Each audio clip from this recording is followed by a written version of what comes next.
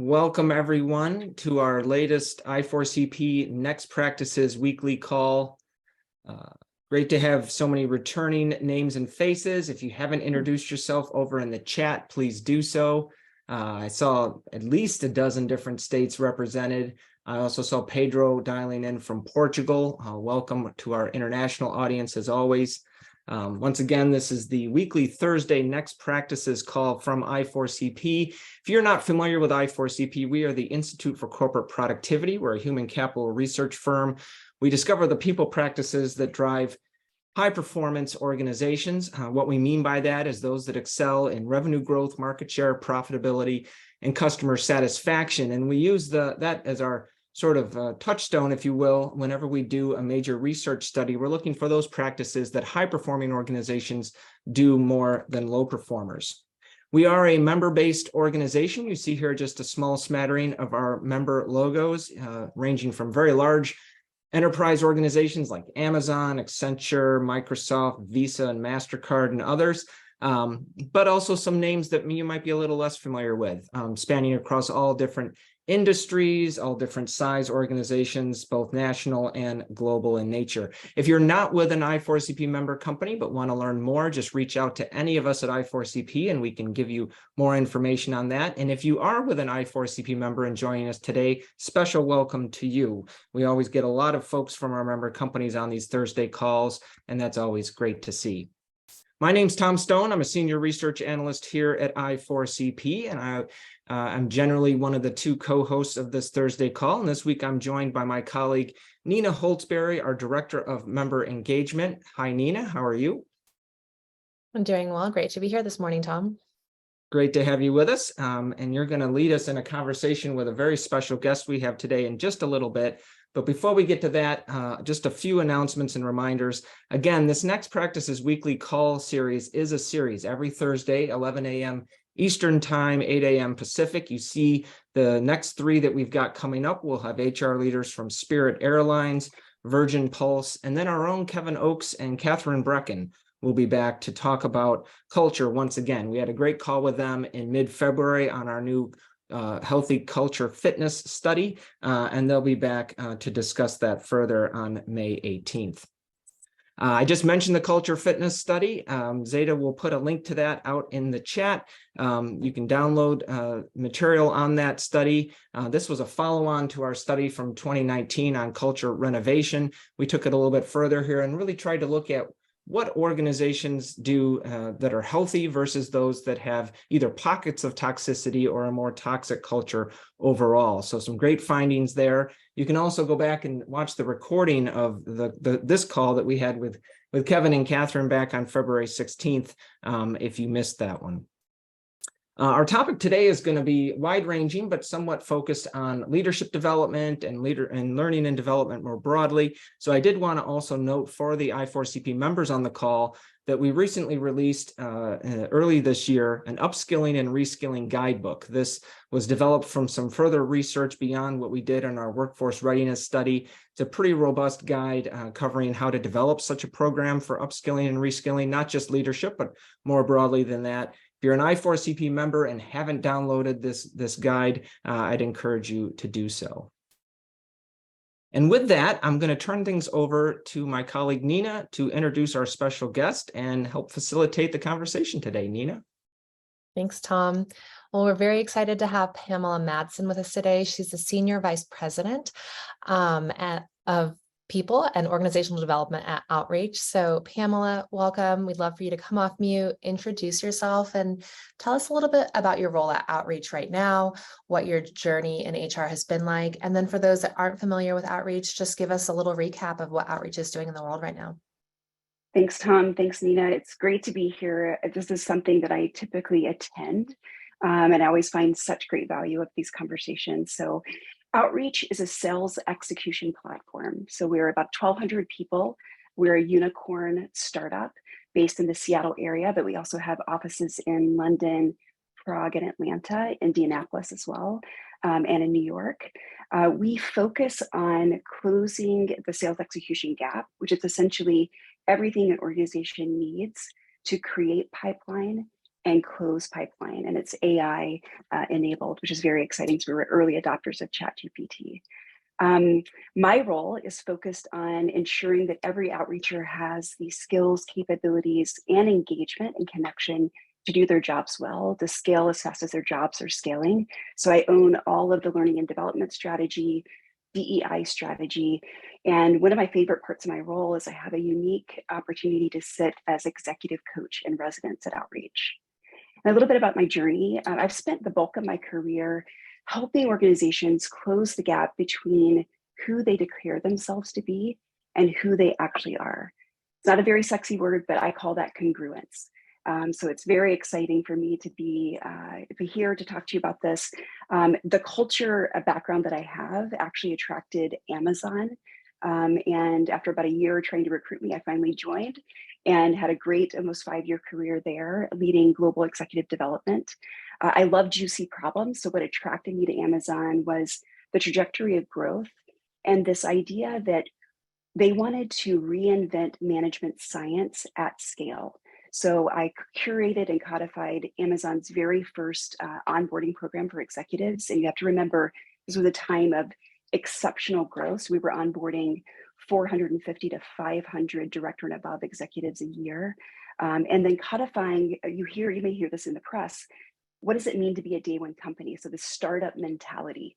And so that had not been curated. What does it mean to have a startup mentality, to grow and scale, but keep your agility? So not only curated what that meant, but also what day two means, what we're trying to avoid, the bureaucracy, the slowing down, hierarchy. And then the opportunity to go to a startup was just too attractive, again, in the trenches of truly day one and building a culture from scratch. Thanks, Pamela. Thank you, especially for giving us that additional context into your background, because I know that's going to be a really important part of our conversation today. So thanks for setting the stage for everyone who's joining us on the call today. And then as we dive into Outreach's approach to leadership development today, let's start by going a little bit deeper into Outreach's culture, vision, and mission to help set that stage and context for discussing what your approach to leadership development is. Well, I entitled this Adopting an Adaptive Mindset of Abundance, because you might say that's kind of counterintuitive in this macroeconomic environment. But at Outreach, a mindset of abundance, which is one of our core values, it comes from an internal sense of seeing challenges and seeing opportunity in them, looking at unlimited possibilities and being excited when things don't work, going to the edge of your capabilities, and when things don't work, taking that learning away. So it's about how abundant you are as an individual in the face of challenge. It's not about unlimited resources. So we're in the process right now on a journey of, we were startup, we're in the process of scaling up, and we're also having conversations about what it means to grow up as we get closer and closer to IPO. And IPO for us it's not the end point, it's a milestone of the market giving us feedback that we're doing the right things. We've established product market fit, and we've got an incredible group of outreachers to bring that product to market. And right now we're moving from like huge investment and speed to market, focus on recruiting, a focus on teams, getting that innovation there, to saying, okay, how do we scale? How do we keep our agility as we scale? How do we move from an individual orientation to operationalize high-performing teams? So that's a conversation we're in right now. And the way I see it is, growing up is very, very exciting. And I'll tell you a little bit more about how we're thinking about that. This is what we're after. So as a people and places team, the taking care of the souls behind the roles at Outreach, we want a winning culture where diverse, empowered, high-performing humans create value for themselves, their teams, and their customers. And one of the things that we talk about a lot is that we want people that have spent time at Outreach to be better as human beings and better at their craft as a result of having worked there. So I know that you have the word power, both bolded and italicized on that last slide. So it seems like that's something important in your culture. Could you just share a little bit more about that and why that's bolded? Sure. So we put the M in front of it because we want to empower our employees, our customers, and ourselves.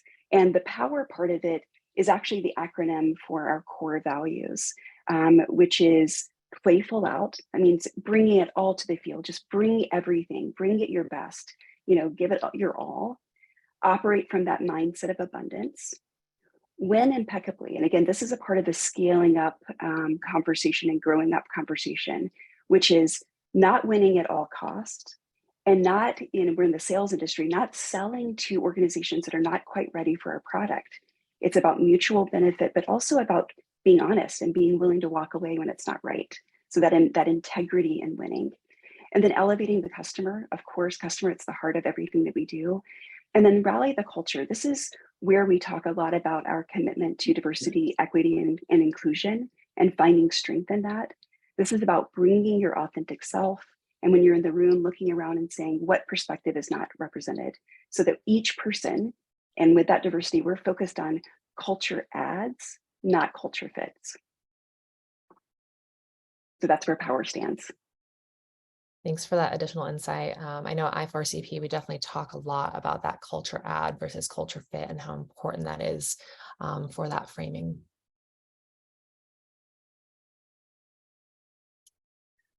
And then next, what we want to do is kind of dive into where outreach is. You shared with us the journey at Amazon from that day one, staying in that day one mindset. So a little bit of further context, obviously, is outreach is maturing from being a startup organization. Can you tell us a little bit more about that journey? This is an actual slide from one of our recent town halls, and you'll see the little note with Pax8 in the corner. Unsolicited shout out to I4CP. One of my favorite things about being a member is being able to tap into this incredible genius in the membership and lean in, share best resources. And there's a lot of tools and ways that you operate to do that, but you can also just old school reach out. So I've assembled together with one of your colleagues, Kevin Osborne, unicorn roundtable where I'm talking to others that are in a similar place in this journey. So my friend at Pax8, Lori Fraser, this is an adaptation for a conversation she's having similarly inside her organization, as are the other unicorns. And the conversation that we're having with our employees is we are building on incredibly strong foundations. Even as we start to mature, it will feel different. So people naturally, if you look at the change curve, hold on to what was and look toward the past and say, but it used to be, it used to be. And so the conversation we're having with our employees and even our leadership is our startup mentality has bias for action, which is incredible. Creativity, innovation, heroic individuals, allegiance to your core team, customer obsession, things that I mentioned, investment mode. But as we scale up and grow up, we're able to add to our bias for action thoughtful precision. We're able to add to our creativity and innovation strategic focus.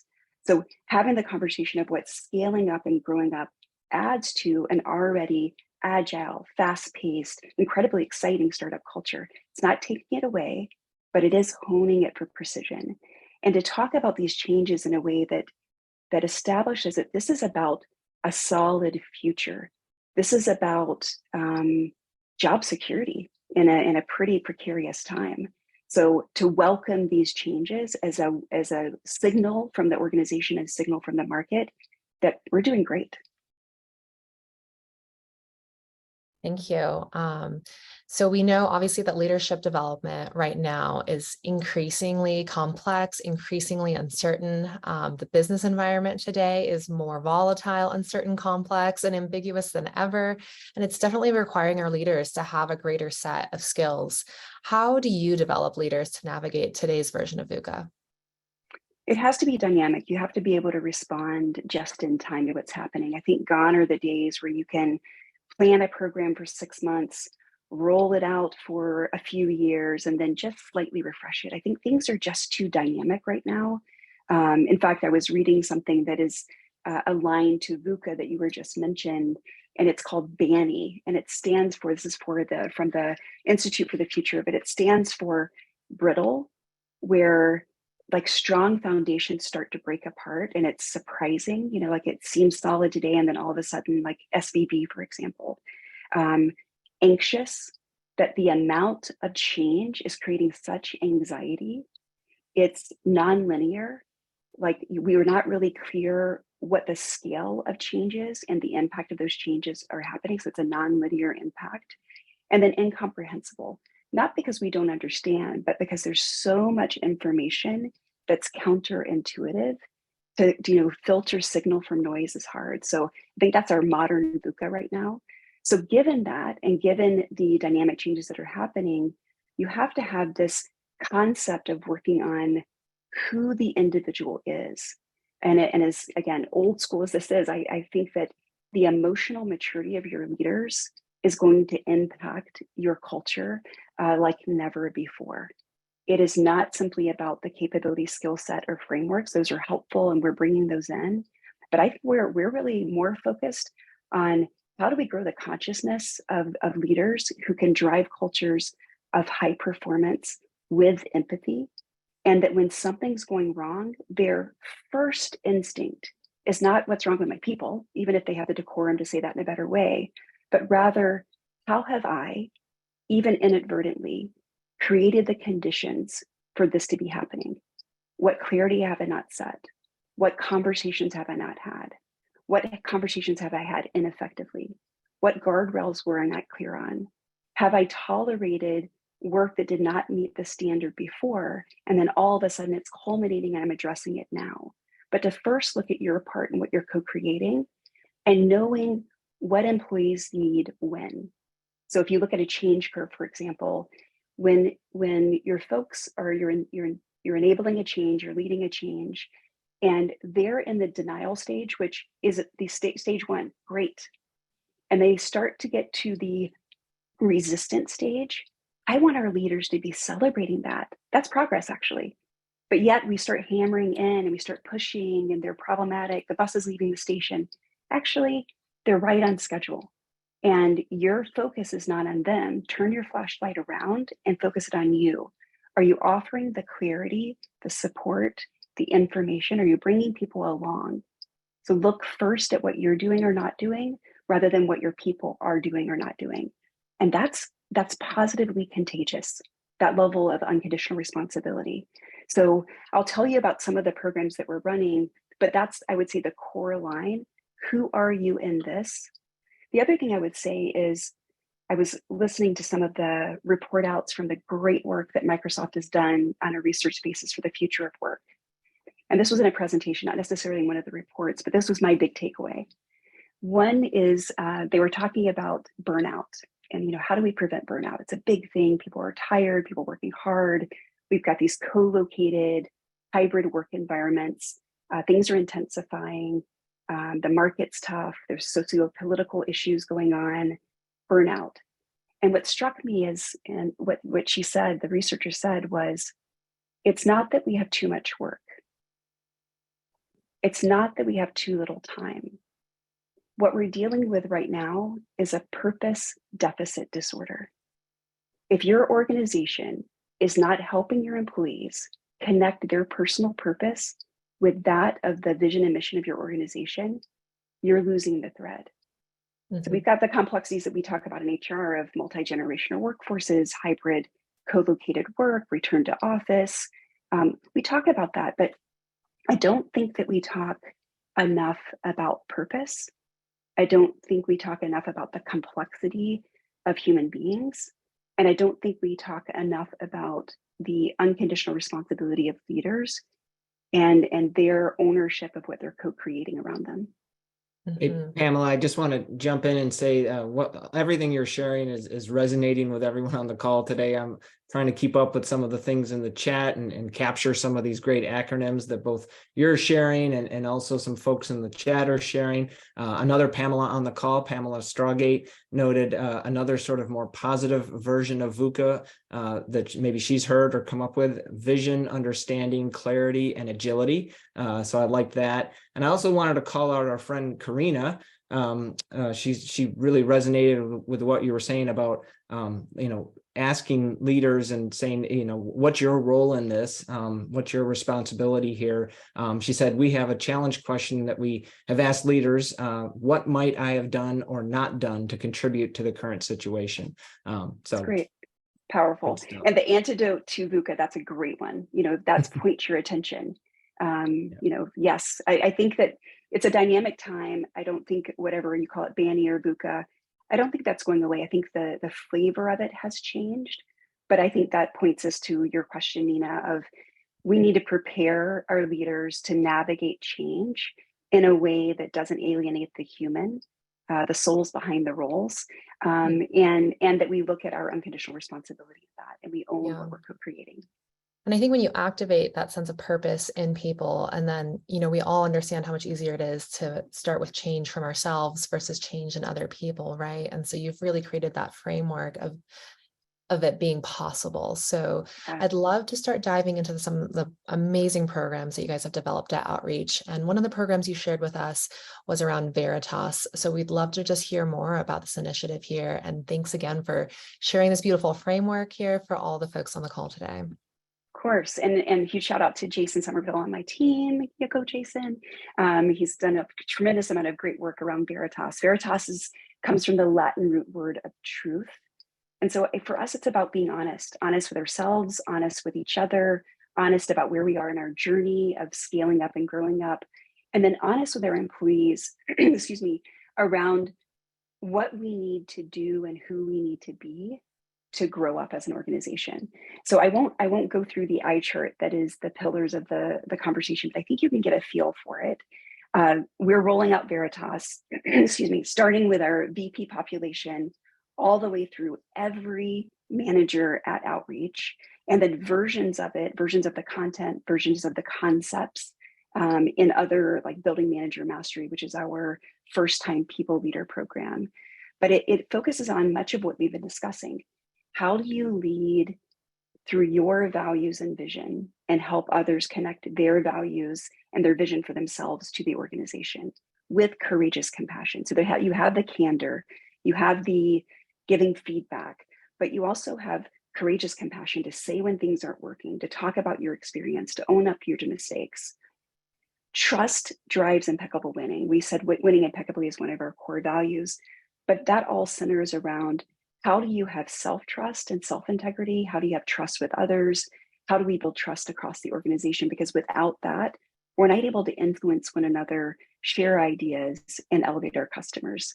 And then playful out is another one of our core values, but it's about bringing in your all.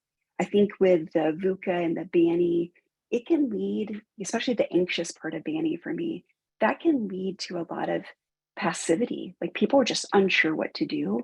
So how do you keep the conditions where people have the psychological safety to bring their all? Like this is like act like it's your very first day at work every day. How do we do that? How do we create the conditions where that's exciting for an organization? So, and then empower forward. So there's change management in here. There's a whole bit of content around trust. There's the mindsets of high performance and creating those conditions. And then how do you drive individual change? And I'll just give you a simple example, reflecting back on that change curve.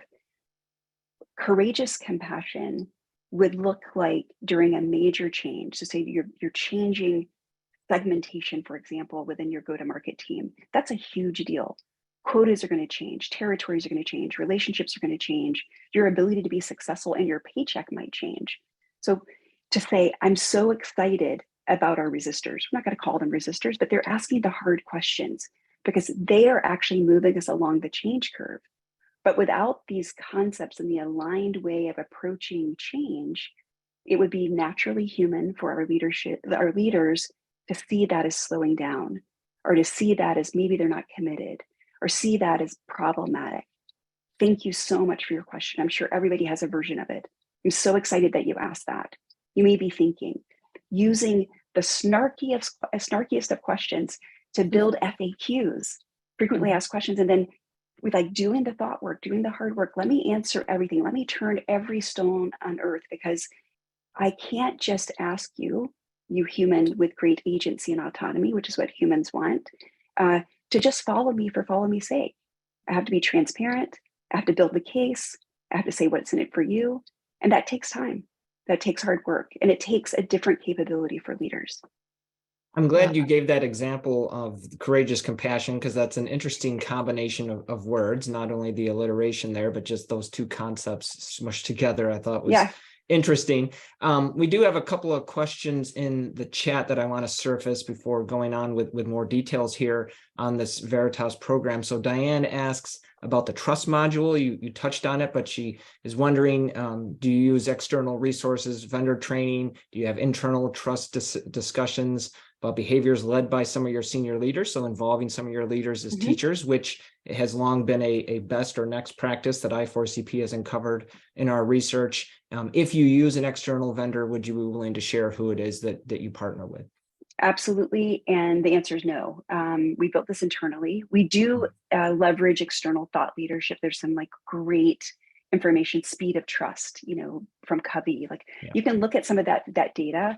But to your point, Tom, we find that leaders teaching leaders and using real harvested, especially failure examples from our organization just landed. They landed.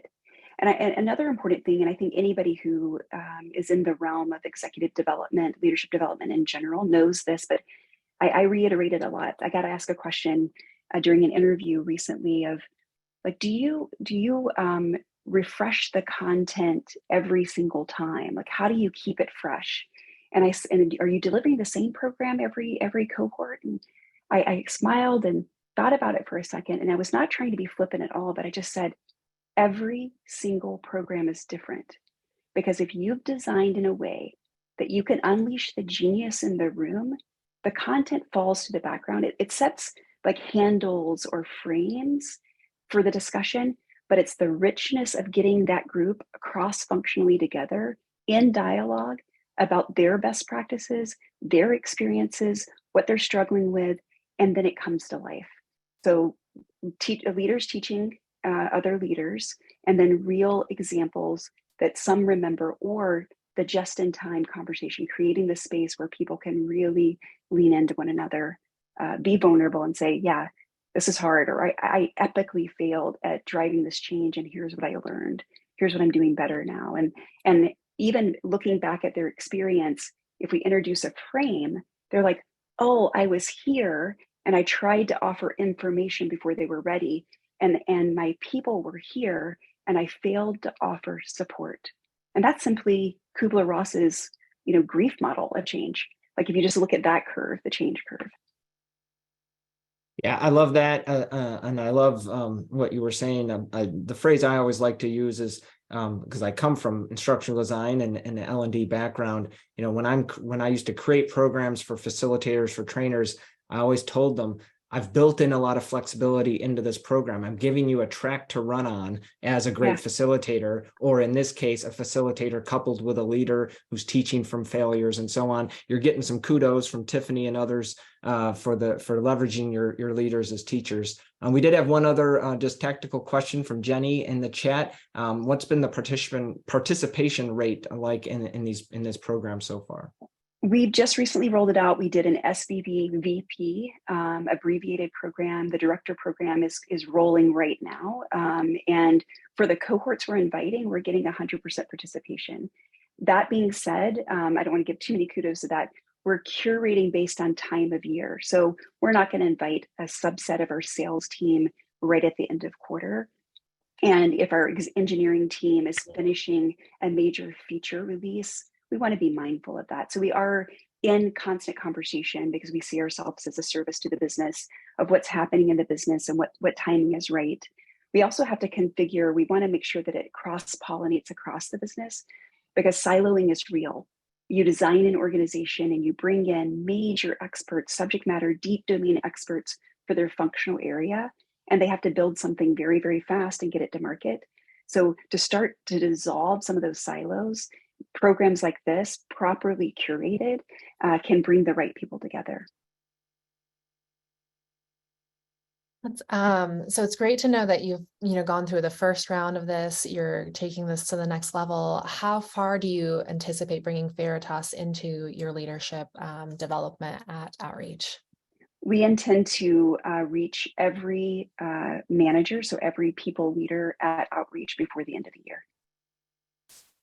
One other thing I wanted to just touch on is around the pillars and focus areas. What do you do to keep those front and center outside of the modules? How do you keep those as part of the culture? We did the hard work, and again, kudos to Jason on my team, of embedding the values. And I rolled them off my tongue, but I should say that that set of values is relatively new as well. The prior set of values were great. I mean, great ones. We are honest, got your back, ownership. So the classic startup values that were established when Outreach was around 50 people. And what I loved about that set of values, it was a stamp in time of what was making us rock, what was making us just do really, really well, what was making us accelerate.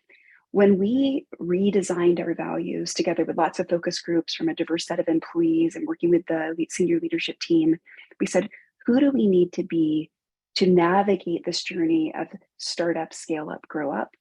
And what does that look like? What are some of the problems that we're solving for, like selling for the sake of selling instead of selling based on relationship, which might mean it's not time yet. And let me stay in connection with you while we wait for it to be time. And let's talk about what the markers for your business, winning impeccably. So when we rolled out these new set of values, it was important for every learning and development program, and frankly, any town hall, that you're beating that drum. You're saying, here's why we redesigned the values, here's what they mean. And most importantly, outside of the pithy language and the alliteration, is this is how you're successful here. And this is the bottom line. Humans want to know, how can I be successful here? And whenever organizations create conditions where that gets confusing or unclear, this is the great resignation. This is the lack of engagement. So we wanted to make sure that it rang similar, true, and sound, that we were actually putting greater buttressing and greater clarity around what we said we're all about. And this is a part of walking the talk behaviorally, having a shared language, and making sure that our most senior leaders, so this is not optional. I don't love the word mandatory, but if you put me in a corner, it's mandatory. The expectation, and our executive team is being held accountable for this, that every leader goes through this, because what we risk by not having a shared language and aligned operating is subcultures within our functional areas, and that will not take us far. We've got another set of leadership programs that we're going to pivot to here in just a moment, but I had one more question on this one. If you're going to cover all of your people leaders by the end of the year, would you anticipate running it at least one more time in 2024 for any new leaders that say come on board during the first quarter or the first half, that sort of thing? Great call out, Tom. Exactly. And that's the way we run our building manager mastery too, is that's the first time people leader, either your first time people leader at Outreach or you're new to Outreach. We're just, curating who's new, who hasn't gone through it, and what does that cohort look like. We want, 15 to 17, our average one's been about 22 to 24, and an ideal set, a group cohort size. But as we get that, we will absolutely continue to build it out. Great. I will say that our VP population are already teachers in our director programs. Great. Love that. I love whenever I hear any organization, an I4CP member, otherwise leveraging their leaders as teachers, because as I said, we've had multiple studies we've done over the years that really call that out as a next practice. So kudos. Well, thanks for taking us on this dive into Veritas. There's a couple other programs that y'all have built out at Outreach that we really, really want to hear about. And those are the Rise and Rise Up programs. So one of the things we're excited is that we just published a case study on your work around this. I'm going to be dropping the link in the chat, and that just got published today. But just tell us a little bit more about Rise and Rise Up. Just describe their programs, how they target leadership development for both women, and that's that combination of sales and engineering, and for your Black employees. Great. So RISE stands for Recognize, Inspire, Support, and Engage. And Rise Up is the same acronym, but it's Recognize, Inspire, Support, Engage the unlimited potential of underrepresented voices. So the problem we're trying to solve for was, when we were doing our research around women in sales, the gender equity within the sales industry, so not just at Outreach, but the industry itself, women hold only 12% of the coveted leadership positions. So we started questioning, why is that? What are the blockers for advancement? Why are they opting out? Because when you look at the rest of the data to a 10th percentile, so like between 72 versus 82% of hitting quota, women-led teams hit quota more often. So why are people who are showing, the data shows, are successful in the sales industry, can build those relationships, why are they not at least 51%, which is the college graduation rate? So it didn't match the population. And we started, investigating, what is that? Let's investigate. So we built Rise originally for women in sales, a cohort of women in sales. And we wanted to bring them together. And I'll talk a little bit about the content in a moment, but the purpose was, let's create a community. Let's frame this as you are co-designers for a lifting underrepresented voices, not just at Outreach, but in the sales tech industry. And let's co-design what you need, what's needed here. And I'll give you an example. So one of the content modules was, be classic executive presence. I mean, come on, people. Nobody cares about that. Executive presence. I mean, I get it. How about authentic presence? How about all the ways that you've been doing things and you thought it was wrong because it didn't map to your leader is actually your unique thought leadership? The module needed is to help you understand what your authentic presence is, what your authentic thought leadership is, and that you don't have to do covert ops on things that are actually helping you win. You can actually become a teacher. And I'll tell you, the first Rise cohort, they met their sales quota at 115% collectively, 115, so over 100%. 50% of them were promoted during that time. And at one of our Playful Out Summits, one of our sales kickoffs, bringing the teams together, there were more women on stage than I'd ever seen. So these women from the Rise program then became the teachers of some of the best practices in our go-to-market org. So it was a great experiment. They were our co-designers. We're super excited about it. We were excited about it, not because it was working, but because it was a conversation not being had. And it was a program that had not been co-designed with women who we were targeting. So we released the blueprint. You can find the blueprint in this case study. You can find the blueprint on our website. And one of the things that we said to the women when they were joining the program was, you owe Outreach nothing, period. Wherever you go, if you choose, if your journey's done here, the industry will be better for it. So yes, we're investing in you, but it's not because you owe us something. It's because we owe the industry something. So this year we're elevating Rise to combine, again, I've talked about dissolving silos, women in sales and women in engineering. We have the same thing, same issue. So there's a dearth of women in both of those industries. How do we be a part of the conversation to change that? And how powerful, what a gift to a sales leader to get to know and build a community with engineers, female engineers, and better understand how the product that they sell is built, and vice versa. For an engineer to understand the thinking, the mind of the people that they build for. And how about the power of that community? So we've got 26 women coming in for this Rise program, women in sales and women in engineering. Again, it's an experiment. We will share the information, we'll share the blueprint and the content, the decks for you to make it your own. Happy to do that because it's our commitment to the industries, changing the industry, not just changing Outreach. And then Rise Up, also similar. Across tech, there are single digits in Black leadership. And we want to be a part of the conversation to change that. But if we let the systems be what the systems are, that elevation of underrepresented voices will not happen. So we decided we would build the Rise Up program for our Black employees, Black individual contributors, and to bring them together, build a community, listen to them, and then see where it took us. So we are now doing, so this next version, so that was our pilot. Again, they were co-designers of the program. We're opening it up across diverse individual contributors. And again, our focus is let's change the industry of tech and let's lift underrepresented voices and let's do it in partnership with them. Thank you again for sharing this program, for sharing this blueprint with our other I4CP members. This is such an incredible program, and we love seeing, that measurable impact right away. I think that makes it so much more motivating for others to try to adopt this, and definitely, really grateful for that stance that you're taking on changing the industry just beyond your own organization. Tom, were there any questions from the audience that we wanted to surface? Yeah, there's one in the chat that I'll get to in just a moment, but I wanted to ask, speak to the two things that are highlighted in blue at the bottom of the slide, if you will, the Rise job switch and the Rise Up mentoring aspect. So Rise, remember, that's the program where women in engineering and women in sales are together. They can be surrounded by one another during the programming, but we thought, what if they actually did a job switch?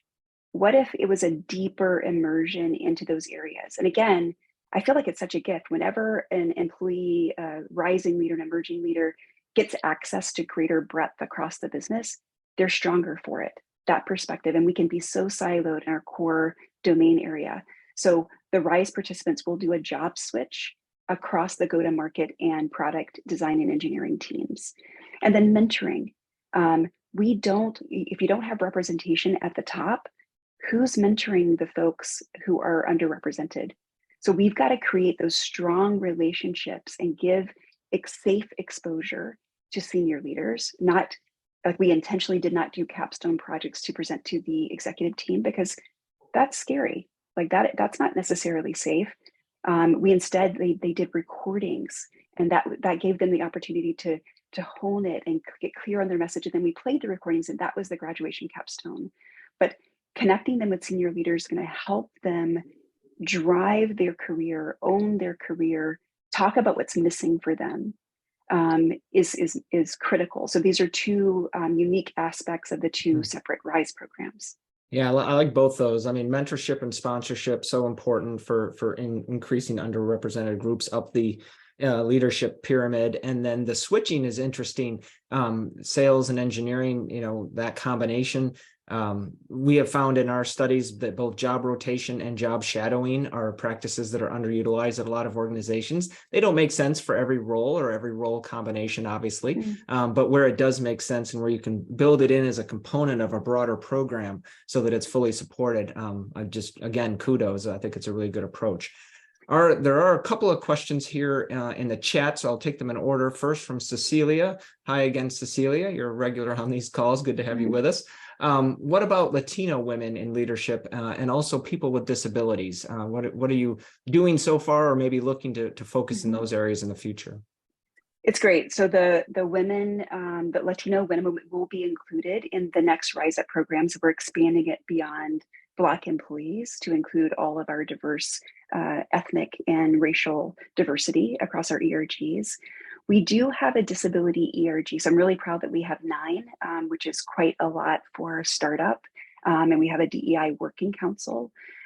We have not yet done anything for our disability community, but I love that shout out. I think that's important. And I think one of the things that we're learning being in partnership with our disability ERG and our DEI working council is the invisible disabilities and neurodiversity.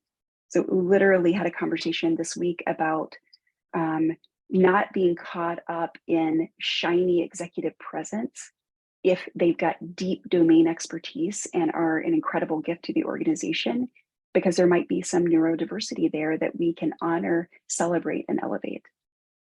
Yeah, I love that. Neurodiversity came up a couple times at our recent conference out in Scottsdale, Arizona, our Next Practices Now conference. I think that's an area that a lot of organizations are focusing on more and more, in addition to the traditional set of sort of disability concerns and interests. So thanks for that call out. Also mentioning your 9 ERGs. Again, that's very impressive for an organization that's on the smaller side. And I want to just make a quick connection here to leadership development with ERGs. We did a study several years ago at I4CP that really found that people that are leading your ERGs and BRGs, that act in itself and the experience that they're gaining from doing that itself is a great leadership development opportunity, and can be something that can be seen as a way of moving people up in the organization. So just wanted to throw that out there for everyone as a consideration as you're thinking about formal leadership programs, the 10% and the sort of 70-20-10 L&D model, if you will. There's also the experience that you get both from your work, but also from being a leader of an ERG or BRG, and that can be just as powerful. Well, I would be remiss if I didn't mention too, a lot of the conversations that we have also are about honoring that we're not becoming a burden to the organization, to our ERG working council, that we are not leaning so heavily on them. And we have to, as an organization, acknowledge the emotional and cognitive load. So I'll give you an example of how we're trying to solve for that is in our latest performance management rollout, on the scaling for, your performance management, alignment with your values and do your job, run your shop, play full out, that kind of thing. For us, there's an automatic bump in your performance score rating if you are a leader of an ERG, because we're acknowledging that leadership as a part of your high performance. And so you have to do the due diligence around, they need to be in great standing, they need to understand that, but they also need to be able to say no to the organization. I'm not going to do that for you, because what you don't want to do is over leverage your ERGs in a way that you're using them as a checkbox. Review this job description, review this content, review this, and to give you, the pass. That's not the way to use them. Like, get the perspectives. Like, we're having our customer facing conference in October, and we have a pathway, and we'll have 15 breakout sessions focused on diversity, empathy, and culture. And we're leaning in on our ERG leads to say, what are we missing? What are we not talking about that we need to? What are the edgy conversations that are actually going to move the needle? Let's not. So I just want to be clear that I don't want to be too self-congratulatory, because until we have like solid representation at the top, until we are able to reimburse folks for their time, and it's a complex topic, we're not there yet. But I'm excited to be a part of at least, some change, and that we keep the conversation alive. And then I'll end with this about the ERGs and DEI. My passion around it is that I am a stand for not bifurcating or polarizing the conversation. Your DEI commitment is a driver to high performance. And when we forget that, we lose the thread. It's not extraneous, side activities. It's the way you operate that has the biggest opportunity, in embedding it with everything that you do. Yeah, I love that. Thank you. I did have one more question I wanted to get in here from Megan from the chat. A little bit more on the operational side of these programs. Do you have dedicated resources like program managers for both Veritas and for the Rise and Rise Up programs? Yes. Or are they, you do? Okay. Small but mighty team. Small but mighty, but yeah. Yeah. Well, we had a couple more slides that you had given us when we prepped for the call today, and we've only got about 10 minutes left. So I wanted you to just quickly speak through. I think this is just a sort of a vision of what some of these programs look like, sort of spread out over time, because they are time-spaced programs. Right. So you'll see this sort of running parallel. The first part of the 6-month RISE program is getting clear about who you are and what you want. And then the second half is focused on enhancing knowledge and how to excel and bring about meaningful change. And again, you can kind of see signals from Veritas in this program, because we talk about change agency and meaningful change and being part of change rather than leading change per se.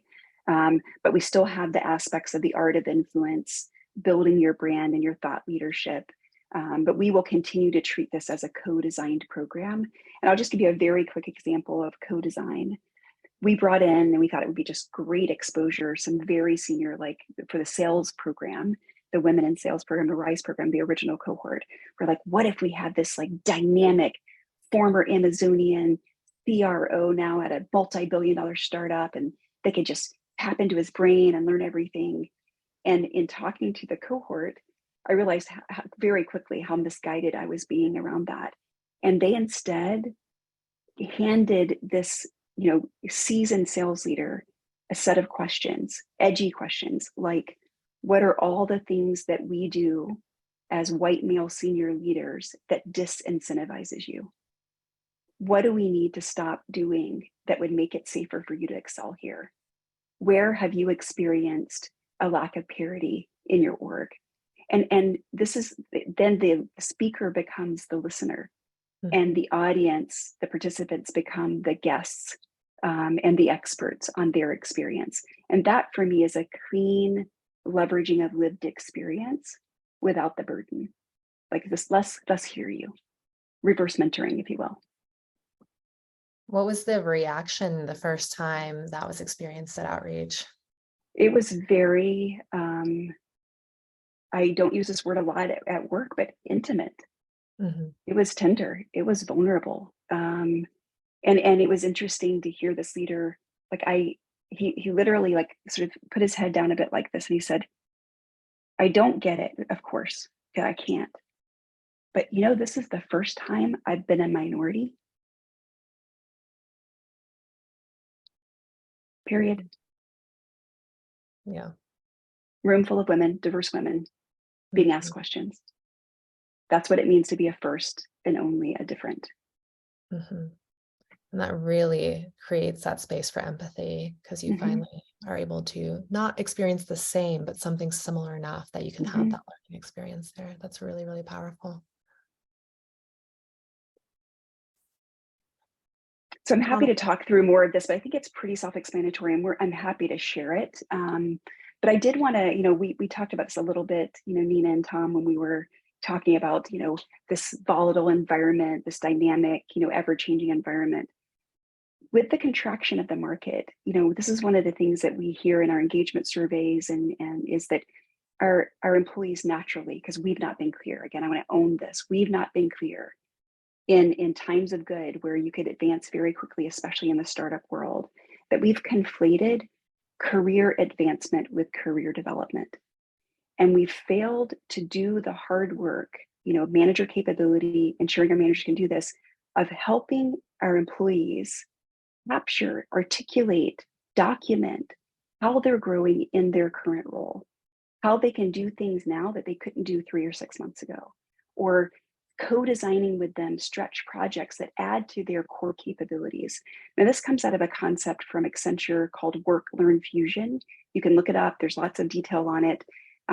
But we're working to land this within our building manager mastery for first-time people leaders. Of it's your job in, you know, every third one-to-one or so, you might be having a career conversation, but that career conversation, if not properly contextualized, will be about what's my next title and give me more money. Relevant and an important conversation.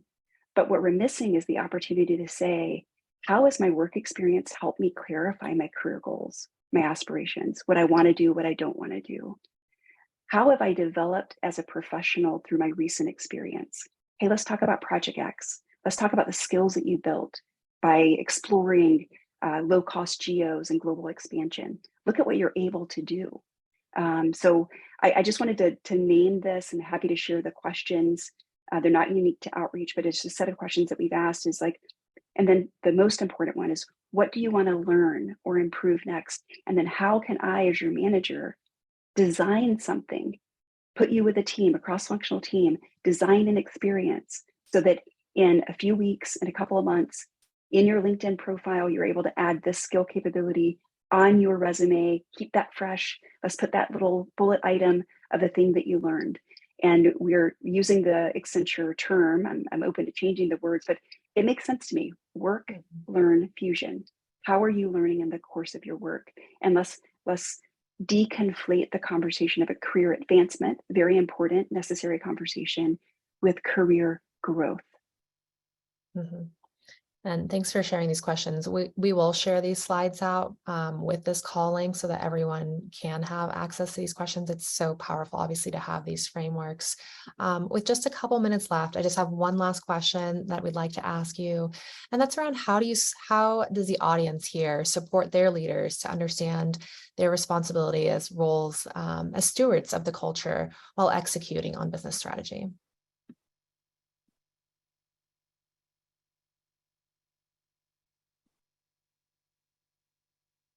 Was that for me or for the audience? Yeah, sorry. For you. Oh, yeah. That's okay, for you. Yeah, okay, great. Okay.